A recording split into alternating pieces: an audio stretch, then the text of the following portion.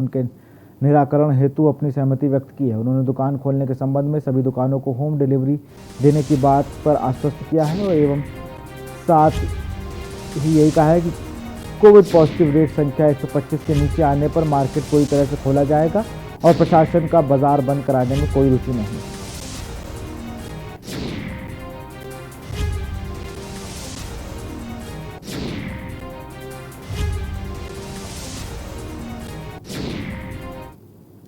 राजनांदगांव में एक पिता अपने बेटे के अंतिम संस्कार के लिए गिड़गिड़ाता रहा क्योंकि पिता के पास अंतिम संस्कार के लिए पैसे नहीं थे। श्रमिक बाहुल वार्ड राजीव नगर में रहने वाले 17 वर्षीय इंद्रचंद सारथी का शनिवार को आकस्मिक निधन हो गया। स्वजन अंतिम संस्कार के लिए मटपारा स्थित मुक्तिधाम लेकर पहुंचे और घर पर आर्थिक स्थिति इतनी अच्छी नहीं थी कि 2100 रुपये मुक्तिधाम समिति के अंतिम संस्कार के लिए दिए जा सके। स्वजनों ने अंतिम संस्कार के लिए 2100 रुपये नहीं होने की बात कही और मुक्तिधाम समिति ने निःशुल्क सेवा करने की मांग की, लेकिन समिति ने बिना पैसे जमा किए लकड़ी कंडा देने से इनकार कर दिया। मुक्तिधाम समिति ने किसी भी प्रकार का सहयोग नहीं किया। मृतक के स्वजनों गिड़गिड़ाते रहे, लेकिन मुक्तिधाम समिति का दिल नहीं पसीजा, जिसके बाद वार्ड के पार्षद ऋषि शास्त्री ने चंदा एकत्रित कर शव का अंतिम संस्कार कराया। जिसके बाद वार्ड के पार्षद ऋषि शास्त्री ने चंदा एकत्रित कर 2100 रुपये दिया, तब जाकर कहीं दाह संस्कार हुआ। भतीजा बुलाने गया था। अब गरीब आदमी सर, अब पैसा रहता तो जलाते हैं। तो पार्षद भी बोला मैं कर लूँगा, बाद में मिला लूँगा उसको मिट्टू प्रमाण पत्र बोला। जलाने से हम लोग मदद मांगा सबको। कौन पैसा मांगा? वहाँ जो भाई रहता ना वो मांगा। क्या घटना हुई कल आपने फिर मदद किया? जी, हमारे वार्ड के परिजन थे शिव प्रसाद सारथी जी, जिनके पुत्र इंद्रचंद सारथी जी की आकस्मिक निधन हो गया था। मुझ तक जानकारी पहुंची कि मुक्तिधाम ले जाया गया है और वहां उनसे 2100 रुपये रकम मांगे जा रहे हैं दाह संस्कार के लिए। जबकि वो ऐसा परिवार है, उनके पिताजी मानसिक रूप से थोड़ा सा अपंग है, साथ ही रोजी रोटी करके जीवन गुजारा कर रहे थे। 1 महीने लॉकडाउन के हो गए, काम बंद था, उनके जेब में फूटी कौड़ी भी बची नहीं हुई थी। ऐसे परिस्थिति में भी गौशाला पिंजरापोल का जो मुक्तिधाम है वहाँ पे रकम की मांग की गई। हाँ, मैं वहाँ स्वयं गया और वहाँ जिम्मेवारी में कि हम राशि की व्यवस्था करेंगे यह कह करके फिर उसके बाद दाह संस्कार हो। उसके पहले काफ़ी अपीलें हुई कि मुक्तिधाम समिति शुल्क ऐसे जो परिजन हैं जो बहुत ही दयनीय स्थिति में हैं उनका शुल्क माफ़ किया जाए। लेकिन यहाँ रुकते छोटे से ब्रेक के लिए जल्द हाजिर होंगे। आप देख रहे हैं के न्यूज, खबरों का सारथी। सुबह के लिए उड़ चला गैरों की ज़मीं पर, खुशबू अपने पन की ढूंढता। दूर कितना भी जा, इस जुबान से दूर ना जा पाओगे। विमल, बोलो जुबान केसरी।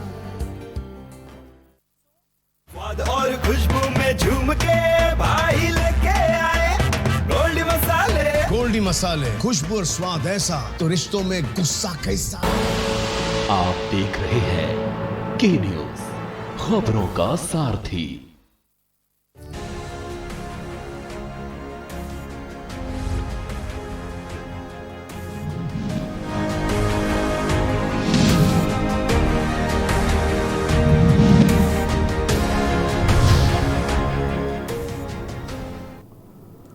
ब्रेक के बाद आपका स्वागत है। महासमुंद में अनशन पर बैठे जिला महिला एवं बाल विकास अधिकारी सुधाकर बोदले को कोतवाली पुलिस ने गिरफ्तार कर लिया है। उन्हें बिना अनुमति के अनशन पर बैठने के लिए प्रतिबद्ध धाराओं के तहत गिरफ्तार किया गया है।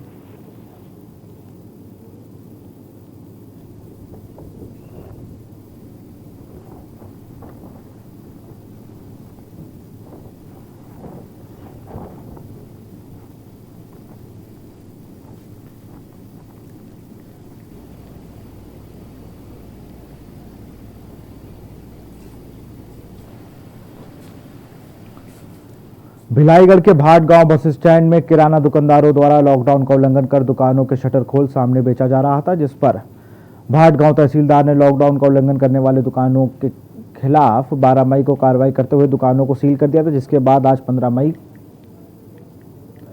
को 2 ही दिन बाद तीसरे दिन सील खोल दिए गए हैं और दुकानें पुनः खोलने की अनुमति दे दी गई है, जो एक बड़ा सवाल खड़ा कर रही है। सील किए गए दुकानों पर फिर से दुकान खोलने और सामान बेचने जा रहे हैं, जबकि कोरोना महामारी से बेचने से कलेक्टर आदेश अनुसार होम डिलीवरी करने की अनुमति है।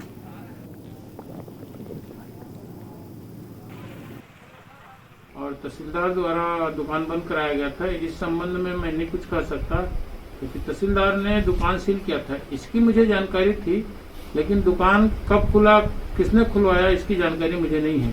नहीं, देखिए, कलेक्टर महोदय के आदेश का हम लोग भरसक पालन कर रहे हैं और मैं सतत लगातार भ्रमण कर रहा हूं। जहां भी दुकान खुलती है उसको तुरंत बंद कराया जाता है और बंद करा रहे हैं।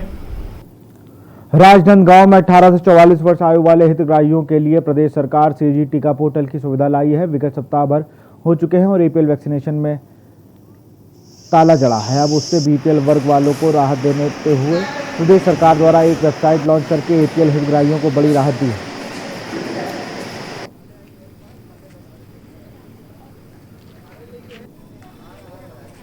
लाइन लगा करके नर्स और स्टाफ तो टाइम पे 10 बजे आ गया था। वैक्सीन गाड़ी 9:45 बजे आ चुकी थी।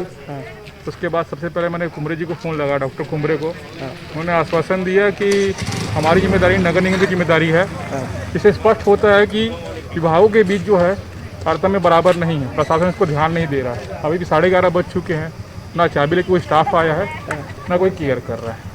ऐसी स्थिति में बड़े बुजुर्गों को भी टिकट में समस्या आ रही है। प्रशासन को ध्यान देना चाहिए। नाम बता दीजिए।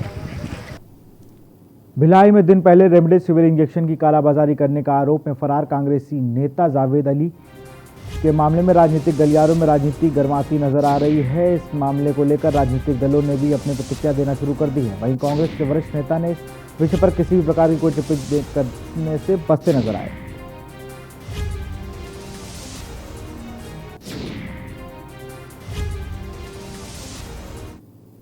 पहले एक निजी अस्पताल के अंदर का फोटो डाल के वायरल किए थे, उसका जावेद अली का फोटो, कि यदि किसी को ऑक्सीजन सिलेंडर की आवश्यकता है तो इस नंबर पे संपर्क करें। हमारा युवा कांग्रेस का साथी है ये, वो सभी लिखे थे। अब चूंकि रेमडेसिविर जीवन रक्षक दवाई है, इतने कोरोना जैसे भीषण महामारी में भी विपत्ति का जो समय है उसको संपत्ति अर्जित करने का जो समय इसने बना दिया है, इसकी जांच होनी चाहिए। मुझे कहीं से सूचना प्राप्त हुई है कि इसमें मैं पुष्टि तो नहीं कर पाऊंगा, पर कुछ लोग का कहना है कि ये जो दवाई है वो नकली दवाई है। तो ये अगर कहीं ये बात सही है तो ये बहुत गंभीर विषय है।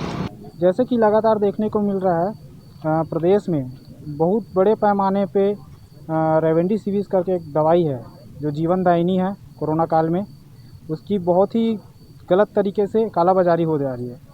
जैसे कि बहुत जगह पे देखने को मिल रहा है, रायपुर में, दुर्ग में। आज हमारे संज्ञान में आया है एक न्यूज़ के तहत कि हमारे निवास स्थल जामुल में यह कालाबाजारी हो रही है किसी सलमान और जावेद अली के नाम पर, जो कि सलमान पुलिस के दायरे में आज जेल भेज दिया गया। वहीं पे जावेद अली फरार है। उसी को गिरफ्तार करने के लिए, जल्द से जल्द गिरफ्तार करने के लिए हम लोग यहाँ पे ज्ञापन सौंपेंगे। फिलहाल इस बुलेटिन में इतना ही। देखते रहिए के न्यूज़ इंडिया। नमस्कार।